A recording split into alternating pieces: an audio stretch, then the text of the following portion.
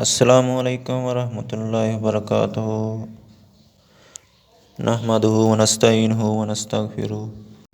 شرم و حیا بھی ایمان سے ہے۔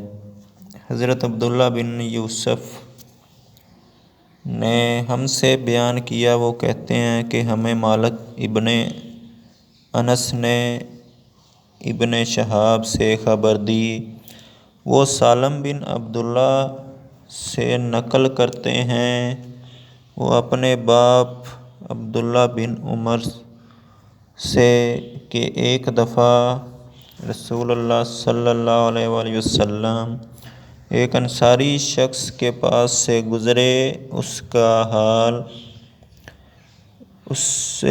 اس حال میں کہ وہ اپنے بھائی سے کہہ رہے تھے کہ تم اتنی شرم کیوں کرتے ہو؟ آپ نے اس انصاری سے فرمایا کہ اس کو اس کے حال پر رہنے دو، کیونکہ حیا بھی ایمان ہی کا ایک حصہ ہے۔